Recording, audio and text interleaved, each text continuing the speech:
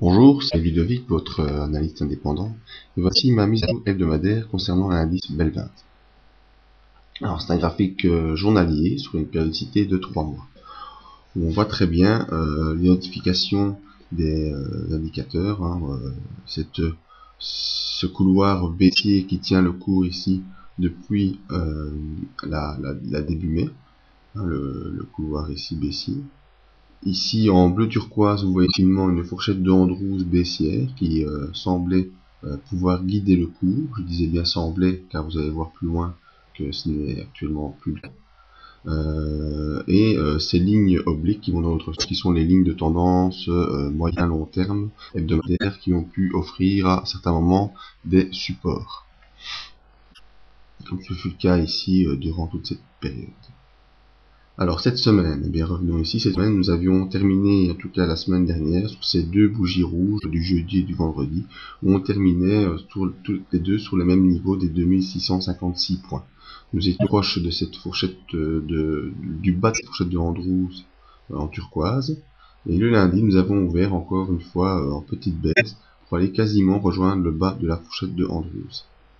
Alors suite à ce contact avec le bas de la fourchette, il y a eu le mardi un rebond très puissant, un contre-pied total à la tendance qui était en cours, où on va rejoindre le haut du canal baissier et la proximité des moyennes mobiles qui sont croisées à la baisse depuis ce mardi. Alors j'avais mis en évidence lors du briefing matinal qu'il fallait faire attention car malgré ce retour haussier, même si on pouvait s'attendre à un peu plus d'optimisme, il n'y avait pas de confirmation tant qu'on n'était pas sorti du range baissier et repassé au-dessus des moyennes mobiles.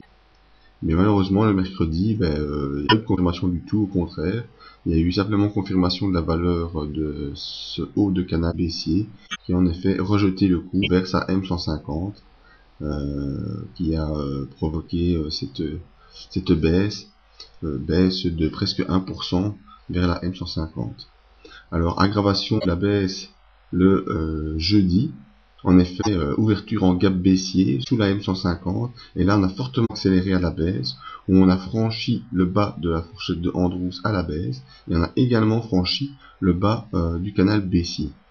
Alors j'avais noté dans le briefing que c'était certainement une exagération baissière et qu'il y aurait probablement un rebond le lendemain, le vendredi, ce qui fut le cas. En effet, vendredi, on voit ce rebond qui vient s'appuyer sur cette ligne oblique de tendance moyen terme qui offre pour l'instant un support, et on revient dans le canal baissier.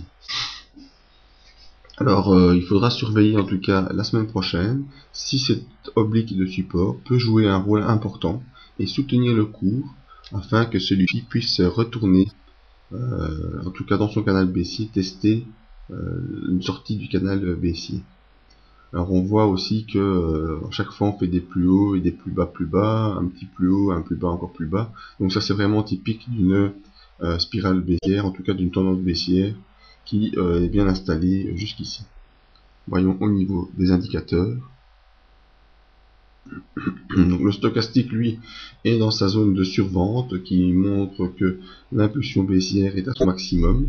Ça ne veut pas dire que on va avoir droit à un retournement haussier, mais en tout cas l'impulsion baissière est arrivée selon cet indicateur au terme de son avancée, et il faudra maintenant surveiller un possible retournement haussier.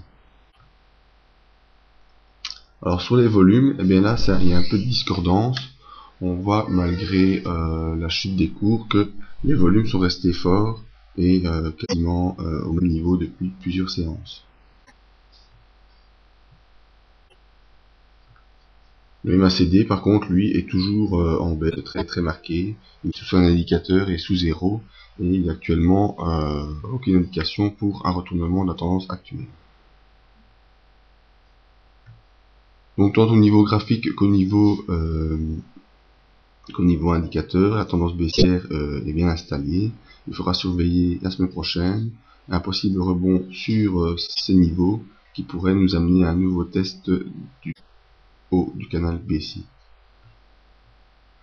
Alors, je vous invite à nous rejoindre sur le site pour d'autres avis sur les indices ou matières premières, et je vous dis à la semaine prochaine pour une nouvelle mise à jour.